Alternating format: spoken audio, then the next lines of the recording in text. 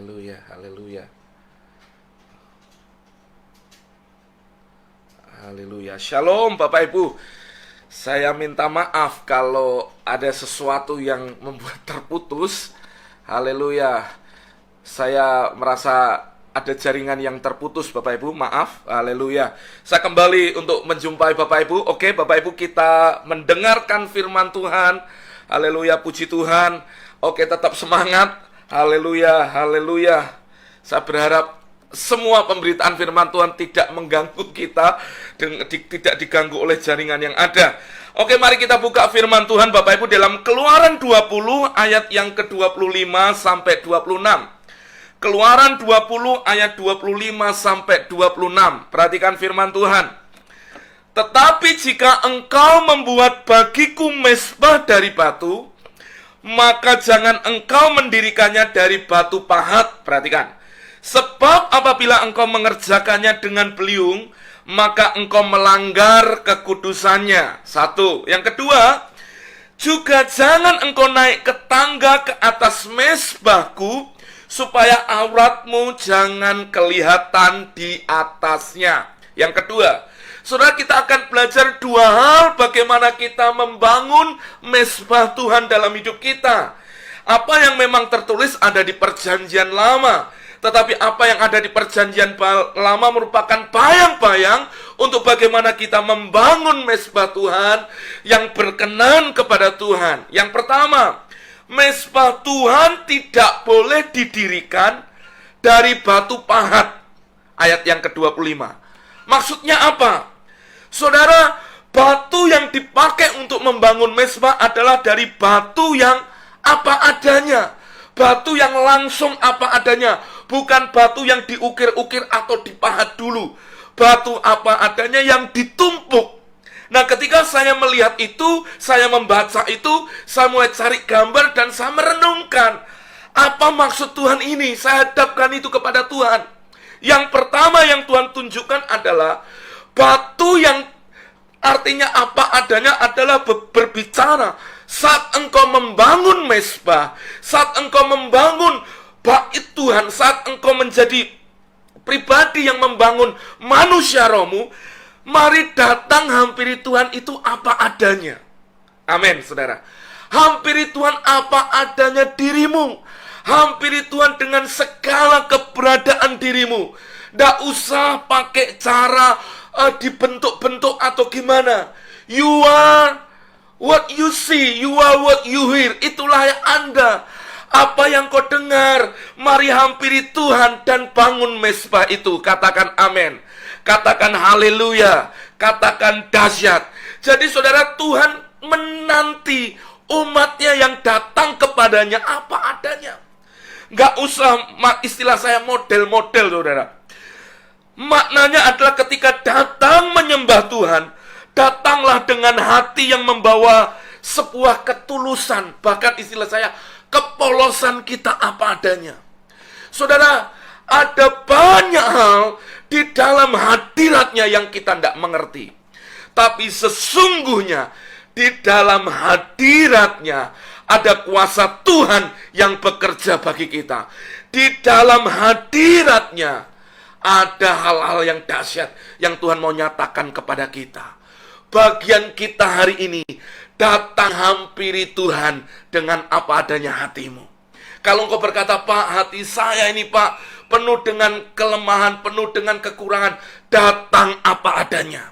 Justru waktu engkau membangun penyembahanmu dengan apa adanya, dengan ketulusan hatimu, Anda sedang membangun mezbah buat Tuhan. Amin, saudara. Ada banyak orang hari-hari ini, saudara, mereka melayani, mereka melakukan banyak hal, pelayanan, bahkan istilah mereka memimpin dalam penyembahan. Tapi tidak banyak orang yang membawa hati yang apa adanya.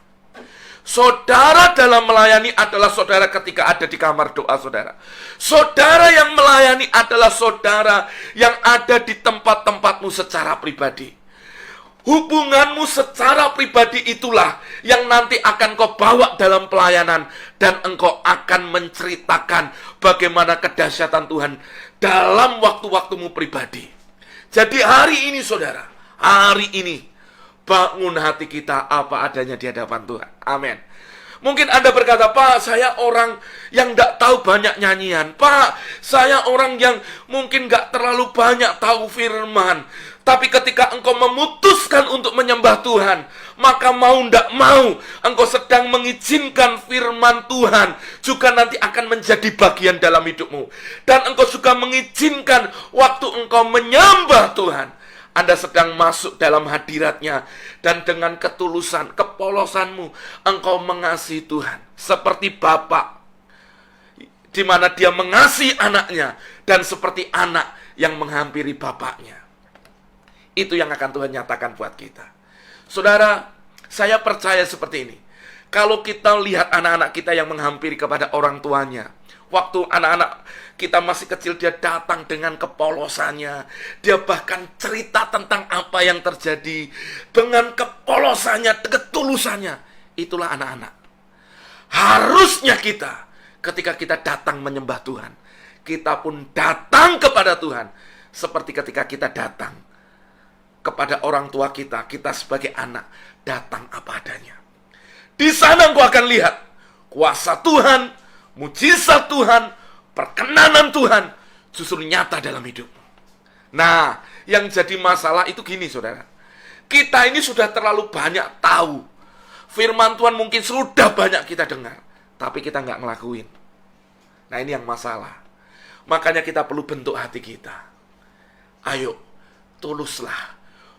Untuk membangun mezbah itu harus dari batu yang apa adanya. Ketulusan hati kita kepada Tuhan. Mungkin ada di antara engkau yang datang hari ini, Pak, saya sudah mengalami banyak hal yang gak baik dalam hidup saya. Tapi saya mau datang kepada Tuhan dan saya percaya Tuhan yang aku sembah, Tuhan yang akan berperkara dalam hidupku. Maka engkau akan lihat bagaimana kuasa Tuhan akan bekerja dalam hidupmu dan menyatakan kemuliaannya di dalam hidupmu. Amin. Saudara, mari hari ini dengan iman, dengan percaya, tetap hampiri Tuhan dengan ketulusan hati kita. Selanjutnya, saudara, yang kedua dikatakan, jangan naik tangga ke atas mezbah supaya auratmu tidak kelihatan.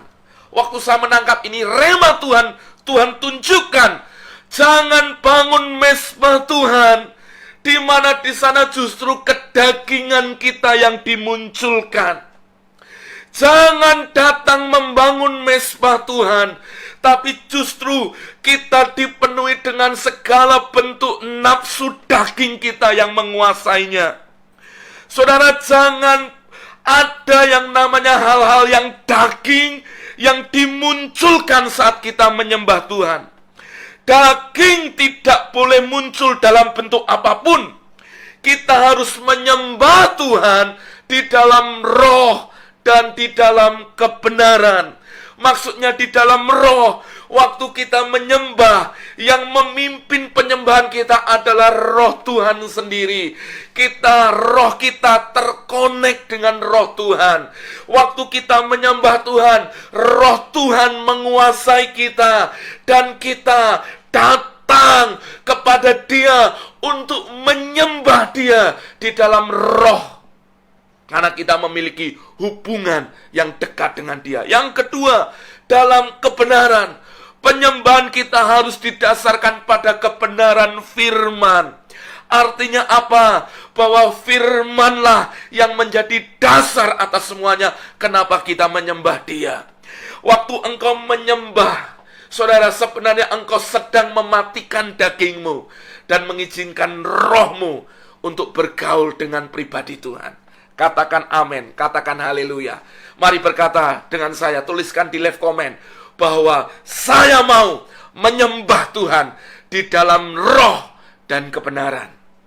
Orang yang terus menyembah Tuhan pasti dagingnya akan semakin dikikis, sudah semakin mati. Tapi kalau ada orang ngomong, Pak, saya sudah nyembah Tuhan, tapi kok malah dagingnya, karakternya, hidupnya nggak berubah, ada yang salah dengan penyembahan.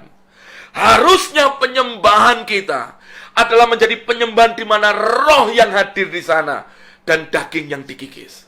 Maka waktu saudara membangun mezbah, izinkan Tuhan yang terus mengizinkan rohnya terus memimpin kita. Orang yang dipimpin Roh Kudus pasti hidup dalam kebenaran. Orang yang dipimpin Roh Kudus hidup dalam kelemah lembutan. Orang yang dipimpin oleh Roh Kudus pasti berjalan dalam ketaatan akan firman. Orang yang dipimpin oleh Roh Kudus akan berjalan dalam kebenaran-kebenaran yang Tuhan sampaikan. Tidak mungkin berlawanan. Jadi waktu engkau membangun mezbah, Anda izinkan untuk rohmu bergaul dengan rohnya. Tanpa saudara sadari waktu kita menyembah, kita ibadah, walaupun kita live, tapi sesungguhnya ada roh Tuhan yang sedang hadir bagi kita. Saudara, saya sadar, ketika saya tidak sampaikan ini, selalu akan ada banyak hal yang akan menghalangi. Kenapa?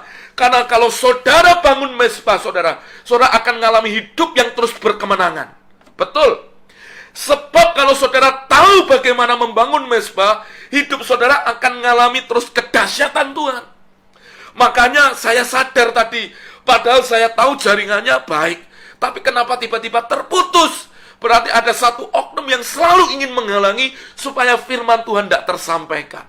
Maka saya mengajak Bapak Ibu, ayo terus membangun mezbahmu. Orang mau lihat atau tidak, sembahlah Tuhan di dalam roh dan kebenaran. Nyembah, saudara. Kalau saya, saudara, saya akan bangun manusia roh saya dengan berbahasa roh. Terus hidup dalam firman, memperkatakan firman, terus berdoa bahasa roh. Anda berkata, Pak, saya Protestan, Pak, saya belum terima bahasa roh. Kalau sesuatu tercatat di Alkitab ada bahasa roh, minta aja, saudara, sama Tuhan. Saya nggak mau berdebat apakah bahasa roh ini gini-gini, saya nggak mau itu.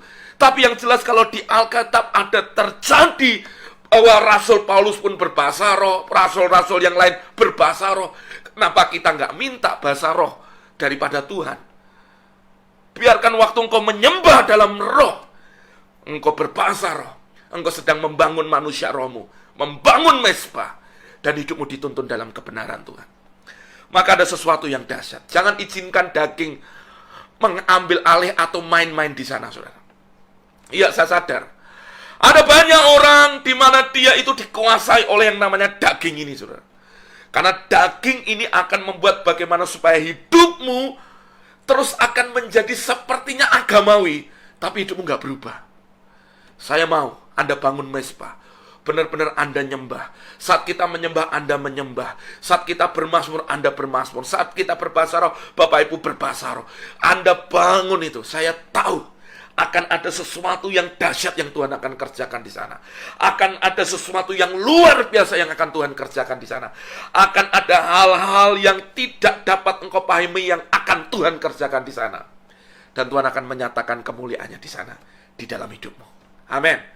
Maka saudara, di dalam 1 Korintus 1 ayat yang ke-29. 1 Korintus 1 ayat yang ke-29 dikatakan gini, saudara.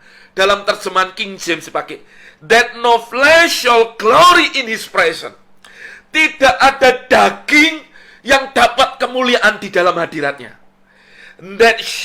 That no flesh shall glory in his presence.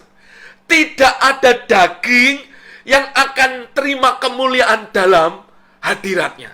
Maka waktu kita membangun mezbah, benar-benar kita izinkan roh Tuhan yang memimpin roh kita menyembah Dia. Karena pada dasarnya, saudara, firman Tuhan berkata, daging itu gak akan dapat kemuliaan apapun. Maka izinkan hidupmu, izinkan setiap kita dipimpin oleh roh Allah. That no flesh shall glory in his presence. Izinkan hari ini rohmu yang terus menyembah Tuhan. Kedagingan kita tidak akan membawa kepada kemuliaan. Kedaginganmu justru akan menghancurkan engkau. Tapi ketika engkau dipimpin roh, roh itu nurut, akan membawa Anda kepada ketaatan dalam firman-Nya. Saudara, jangan pikir ketika saya menyembah ini adalah settingan, bukan. Inilah memang waktu-waktu, inilah memang hidup penyembahan kami. Jadi ketika saya menyembah, itulah memang penyembahan. Jadi saya tidak buat setting bahwa saya biarkan kelihatan rohani, maka saya lakukan. Bukan itu. Kalau Anda mau membangun mezbah Tuhan, yang pertama engkau harus apa adanya. Engkau dengan ketulusan, kepolosan hatimu datang hampiri Tuhan. Yang kedua, Anda harus izinkan roh Tuhan memimpin engkau menyembah Bapa di dalam roh dan kebenaran. Saudara, penyembahanmu akan menjadi penyembahan yang berbeda. Penyembahanmu akan menjadi penyembahan yang mengalir dalam tuntunan rohnya.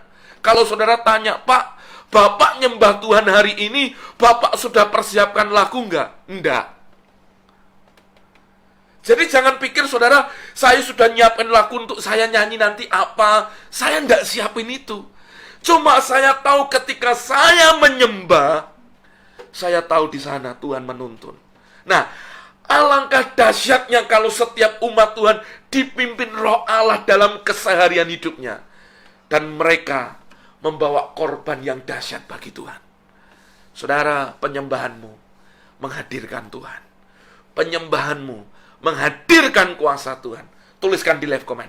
Penyembahan saya menghadirkan kuasa Tuhan. Penyembahan saya kepada Tuhan menghadirkan kuasanya bekerja dalam hidup saya. Saudara, ada banyak hal yang sebenarnya kita nggak pahami. Tapi waktu engkau menyembah Tuhan, justru dalam penyembahanmu lah engkau akan melihat kuasa Tuhan dinyatakan dalam hidupmu. Orang yang masuk dalam hadiratnya, dipimpin roh Tuhan untuk menyembah, membangun mezbah. Anda akan lihat, mulai dari hari Anda memutuskan terus, Anda akan lihat hal-hal yang dahsyat terjadi dalam hidupmu. Anda yang sakit, nyembahlah Tuhan. Anda akan mengalami dimensi yang berbeda. Kalau biasanya daging terus yang saudara munculkan, hari itu, ketika engkau membangun terus penyembahanmu, ada sebuah gairah yang membuat Anda akan mengalami sebuah kemerdekaan yang memang Tuhan nyatakan dalam kehadirannya. Kesembuhan pasti mengalir. Kuasa dahsyat pasti mengalir. Saudara bisa lihat ada hamba-hamba Tuhan yang dipakai dalam pujian penyembahan. Waktu dia menyembah Tuhan, hadirat Tuhan mengalir, kuasa Tuhan dinyatakan. Saudara, dalam sebuah pelayanan, ketika saya memimpin dalam sebuah KKR, Tuhan bicara sesuatu. Nah, jangan sampaikan firman Tuhan dulu. Ajak umat untuk menyembah Tuhan. Ajak umat untuk masuk dalam hadirat Tuhan. Tuhan, padahal sudah dipimpin penyembahan tadi. Enggak apa-apa, penyembahan dulu. Nyembahlah Tuhan dulu. Akhirnya saya taat, saya nyembah Tuhan. Apa yang terjadi, saudara? Waktu terus menyembah. Saya itu merasa kayak ada sesuatu yang turun gitu. Kerasa, saudara. Dirasa benar. Dan saya lihat seperti ada atmosfer yang turun itu. Tiba-tiba jemaat Tuhan itu mulai yang berdiri, ada yang berliti, ada yang berlutut, ada yang duduk. Tiba-tiba mulai mereka berdoa. Seperti saudara ada seperti di sini menyembah Tuhan, nangis, lalu ada yang berbahasa roh, ada langsung saut menyaut seperti sebuah kanon, saudara. Nyaut, nyembah terus, dan itu tiba-tiba musik dari musik nyanyi sampai akhirnya semua jadi tenang semua. Sampai akhirnya yang terdengar hanya tangisan erangan kepada Tuhan. Dan saudara tahu, ketika hadirat Tuhan itu turun, tiba-tiba ada sesuatu yang berbeda mulai mengalir di sana. Apa itu, saudara? Waktunya memang agak panjang pujian penyembahan. Tapi yang terjadi apa? Tiba-tiba orang yang sakit ngalami kesembuhan, orang yang ini ngalami pemulihan, tiba-tiba pertobatan, kelepasan, yang diikat roh jahat dilepaskan. Oh, saudara. Ketika akhirnya mereka ngalami itu, Tuhan lepaskan, saya sampaikan firman Tuhan. Umat Tuhan itu mengalami sebuah kemerdekaan rohani yang dahsyat.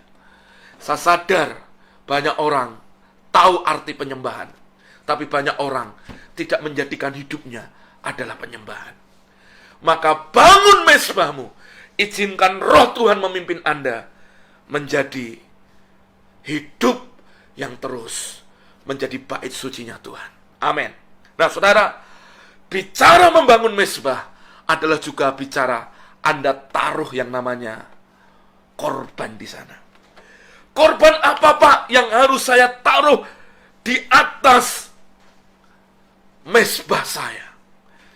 Mazmur 51 ayat 18-19 berkata gini. Mazmur 51 ayat 18-19 berkata, Sebab engkau tidak berkenan kepada korban sembelihan. Sekiranya ku persembahkan korban bakaran, engkau tidak menyukainya. Maksudnya apa? Maksudnya ayat ini berkata, kalau engkau bawa persembahan apapun, mau korban sembelihan, mau korban bakaran yang dibakar di mezbah Tuhan, tapi kalau dagingnya masih nongol, tidak dalam ketulusan, tidak dipimpin dalam ketaatan oleh rohnya, semuanya Tuhan tidak berkenan. Perhatikan, Tuhan tidak berkenan. Tapi Tuhan menyukai apa? Perhatikan ayat 19-nya. Korban sembelihan kepada Allah ialah jiwa yang hancur, hati yang patah dan remuk, tidak kau pandang hina, ya Allah. Jadi korban pertama yang kita harus taruh di mezbah Tuhan apa? Adalah hati yang patah dan hati yang remuk. Ini bicara apa? Benar-benar dagingnya diremukkan, hatinya dipersembahkan kepada Tuhan. Alangkah dahsyatnya kalau setiap umat Tuhan yang membangun mezbah, dia bangun, dia persembahkan hatinya, hati yang penuh ketulusan, hati yang benar-benar dia mengasihi Tuhan. Remuk ini kan bicara, Tuhan, aku tuh ndak apa-apa, ndak bisa apa-apa, aku ndak berdaya, aku ndak bisa lakukan apapun tanpa Engkau. Jadi waktu saudara punya sebuah hasrat, kerinduan yang seperti itu, tanpa saudara sadari, Anda sedang membangun mezbah dan Tuhan berkenan atasnya. Jadi Tuhan itu berkenan atas apa? Semuanya harus dimulai dari hati. Dari hati, saudara. Betul. Waktu hatimu mengasihi Tuhan, waktu hatimu mencintai Tuhan, Anda tidak sedang bangun sesuatu panggung, tapi Anda bangun mezbah. Hatimu remuk, hatimu mengingin. Makanya Mazmur Daud berkata, hatiku hancur merindukan pelataranmu ya Tuhan. Bicara apa? Hati. Orang yang mengasihi Tuhan, orang yang mencintai Tuhan. Saya berdoa Bapak Ibu, saya berdoa, ini doa saya. Setiap kita semua menjadi orang-orang yang sangat-sangat mengasihi Tuhan. Karena hati kita pun mengasihi Dia. Amin. Mari katakan hari ini, hati yang hancur, hati yang remuk, aku persembahkan kepada Tuhan. Pak, hancur di sini apakah karena mikirin masalah? Bukan. Ini bukan hancur karena mikirin masalah, mikirin beban hidup, bukan. Tapi hancur karena engkau mengasihi Tuhan. Tidak tahan, saudara. Saudara ingat waktu saudara pertama kali jatuh cinta sama Tuhan, amin. Waktu engkau jatuh cinta sama Tuhan, saudara sepertinya tidak banyak hal. Saudara waktu pertama kali cinta, mula-mula Anda datang ke gereja, tiba-tiba Anda seperti sudah meleleh air mata, saudara. Apa itu, saudara? Itu loh hati yang hancur. Kasih itulah yang Tuhan mau dari hidup kita. Ada banyak kita, hatinya itu sudah susah, saudara, karena merasa udah tahu banyak. Orang Farisi, orang ahli Taurat itu kayak gitu, saudara. Dia hanya lakukan yang agamawi, tapi hatinya sudah nggak ada di sana. Saya berdoa, ini doa saya. Setiap kita boleh punya hati yang hancur. Lu saya ngomong gini aja nangis, saudara. Kenapa? Karena saya sadar kasih akan Tuhan itu sudah banyak pudar. Tuhan mengasihi setiap kita. Tuhan mencintai setiap kita. Tuhan mau kita semua membangun mezbahnya, membangun keintiman dengan Tuhan, membangun sebuah persekutuan dengan Tuhan. Saudara, kalau engkau sadar hidupmu, engkau sadar bahwa engkau membangun, mari persembahkan hati yang penuh ketulusan, penuh cinta. Hineni, saudara, kita menjadi hamba karena cinta kepada Tuhan. Engkau sadar, Tuhan, semua karena Tuhan, aku melayani, aku menyembah, semua karena Tuhan. Amin. Ayo hati yang remuk, hati yang patah, persembahkan kepada Tuhan. Amin. Yang kedua, saudara, yang kedua, apa korban yang harus kita persembahkan kepada Tuhan? Mari buka di dalam Mazmur 50 ayat yang ke-23. Mazmur 50 ayat yang ke-23, perhatikan. Siapa yang mempersembahkan syukur sebagai korban, ia memuliakan aku. Siapa yang jujur jalannya, keselamatan yang dari Allah akan kuperlihatkan kepadanya. Jadi yang kedua, korban yang kita harus taruh di atas mezbah kita adalah korban syukur dengan hati yang jujur. Korban syukur dengan hati yang jujur. Lalu saudara coba lompat, kita buka di Ibrani 13 ayat yang ke-15. Ibrani 13 ayat yang ke-15 dikatakan, sebab itu marilah kita oleh Dia senantiasa mempersembahkan korban syukur kepada Allah, yaitu ucapan bibir yang memuliakan namanya. Jadi saudara, saat engkau membangun mezbah, yang kedua yang kau persembahkan adalah korban syukur. Korban syukur itu apa? Yaitu ucapan bibir yang memuliakan nama Tuhan. Jadi penuhi saudara dalam mezbah doamu, dalam membangun manusia rohmu, dalam engkau menyembah Tuhan dengan apa? Ucapan bibir yang memuliakan Tuhan, ucapan bibir yang menyenangkan Tuhan, ucapan bibir yang mengasihi Tuhan. Saudara, waktu engkau naikkan itulah syukurmu.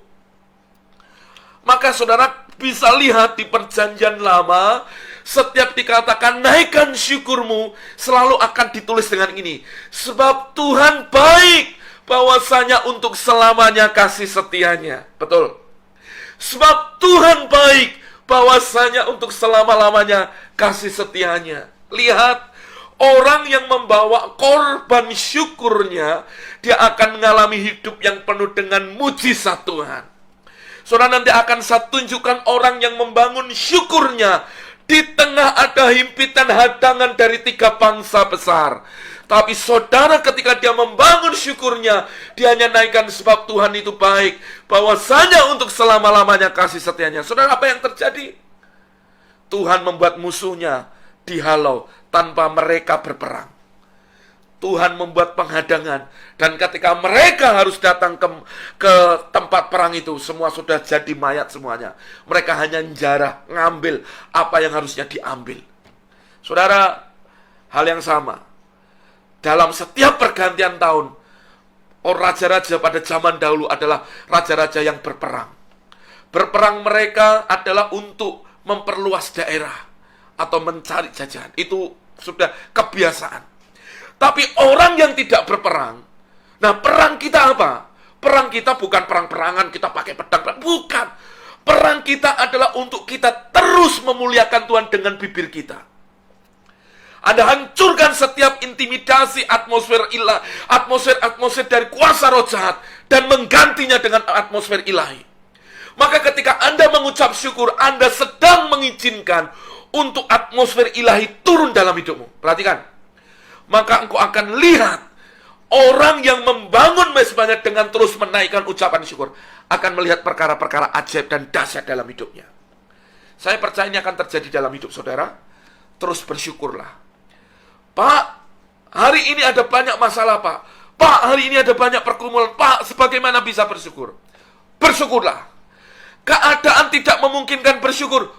Bersyukurlah. Ucapkan dengan bibirmu. Amin. Waktu engkau mengucapkan dengan bibirmu, Anda sedang mengizinkan kuasa Tuhan bekerja di tengah-tengah kita. Yang ketiga, yang terakhir, saudara. Apa yang saudara harus persembahkan di atas mezbah Tuhan itu?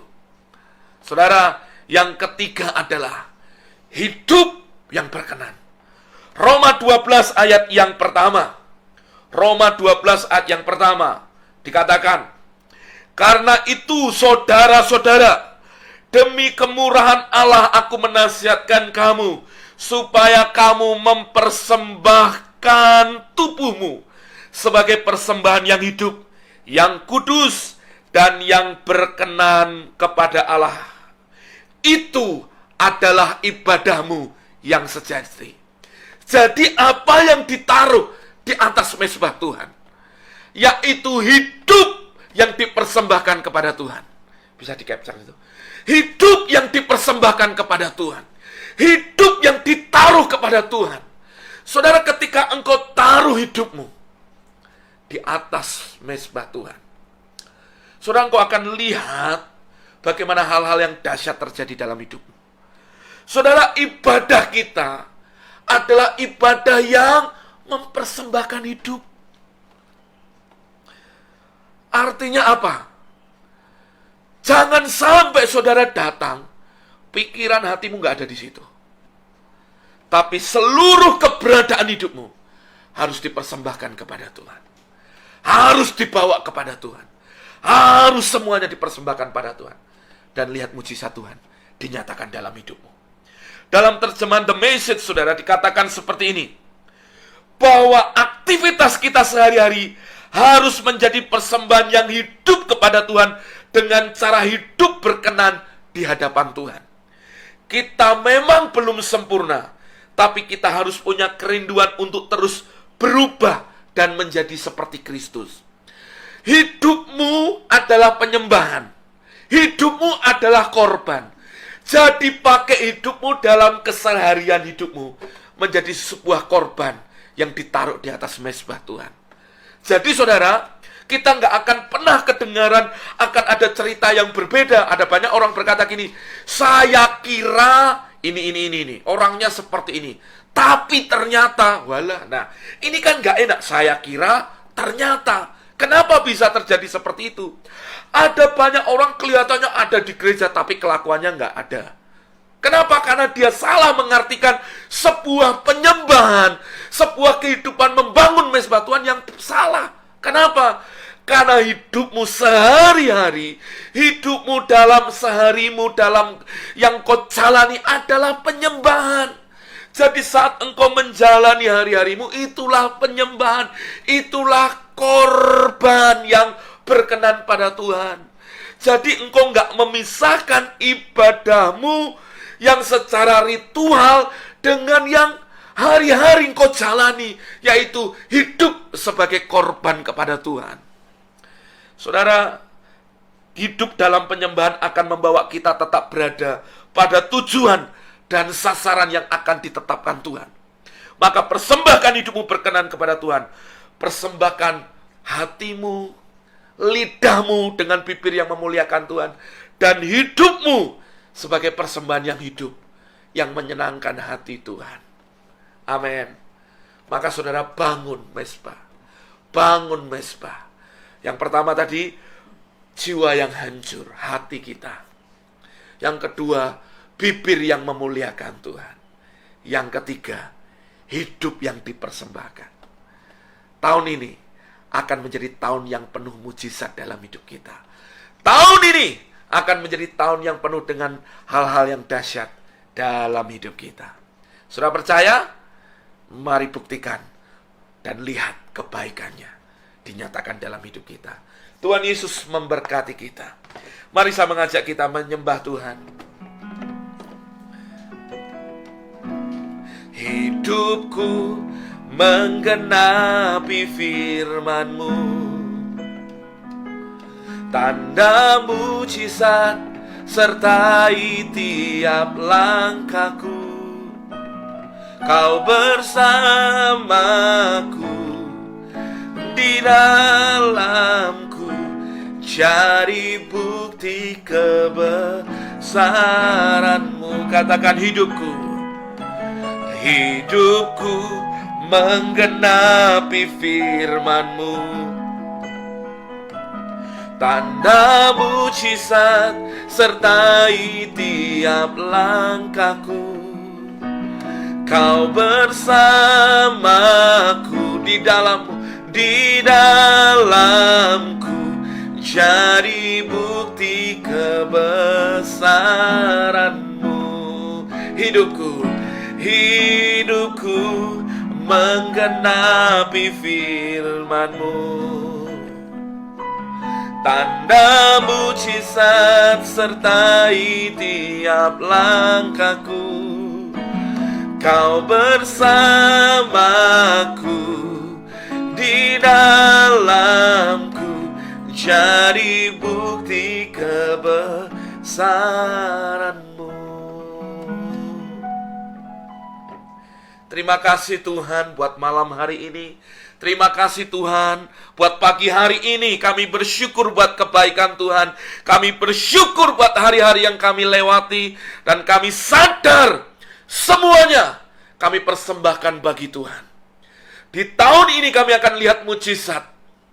Tahun penuh rahmat. Tahun penuh dengan kebaikan terjadi dalam hidup kami. Aku berdoa di dalam nama Yesus. Untuk setiap umat Tuhan yang menyaksikan siaran ini. Aku berdoa biarkan mereka membangun mezbah Tuhan. Dan mengalami hari-hari yang penuh mujizat dalam hidup mereka. Dalam usaha mereka, dalam keluarga mereka. Dan dalam kehidupan mereka secara pribadi. Hamba berdoa Tuhan di dalam nama Yesus. Setiap umat Tuhan boleh terpanggil untuk menjadi penyembah-penyembah yang benar. Yang menyembah Bapa di dalam roh dan kebenaran. Mezbah itu terbangun. Nama Tuhan dipermuliakan dalam hidup kami. Tuhan, angkat kedua tanganmu. Aku berdoa. Berkati tangan-tangan yang terangkat di dalam nama Yesus. Apa yang dikerjakan tangan umatmu dibuat Tuhan berhasil. Diberkati ketika engkau masuk. Diberkati juga ketika engkau keluar. Tuhan membuat engkau sehat dan umur panjang. Engkau mengalami semua yang terbaik daripada Tuhan. Kekayaan, kehormatan Tuhan sediakan dalam hidupmu. Dan apapun yang dikerjakan tanganmu, Tuhan menyatakan kuasanya di dalam hidupmu. Bapak Ibu Saudara kasih Tuhan, terimalah berkat dari Allah Bapa, cinta kasih daripada Tuhan Yesus, dan persekutuan yang manis daripada Allah Roh Kudus, menyertai memberkati Bapak Ibu Saudara semua, dari hari ini sampai selama-lamanya. Yang terima berkat Tuhan dengan iman, sama-sama kita berkata, amin, amin, amin. Haleluya, haleluya, puji nama Tuhan. Shalom Bapak Ibu Saudara kasih Tuhan. Terima kasih buat semuanya. Walaupun sempat terputus, tapi Bapak Ibu tetap setia boleh mengikuti ibadah online kita, ibadah intimate worship. Saya berdoa Tuhan yang membalas, Tuhan yang memberkati setiap apa yang Bapak Ibu semua kerjakan bagi Tuhan. Saudara, saya Pastor Elisa, saya undur diri. Saya berterima kasih buat semuanya, buat taburan Bapak Ibu, semua persembahan Bapak Ibu. Tuhan yang membalas semuanya berkali lipat ganda. Terima kasih buat doa-doa Bapak Ibu. Saya percaya dalam kesepakatan kita lihat mujizat Tuhan ada di sana. Terima kasih. Dan saudara, doakan nanti malam saya akan live, saudara. Karena semalam tidak bisa live karena jaringannya sangat buruk, saudara. Saya berdoa nanti malam saya tetap bisa live menjumpai Bapak Ibu seperti waktu-waktu lalu. Dan saya berdoa Bapak Ibu bisa sama-sama terhubung satu dengan yang lain. Terima kasih buat semuanya. God bless you all. Tuhan Yesus memberkati kita semua. Haleluya. Amin, amin, amin. Haleluya.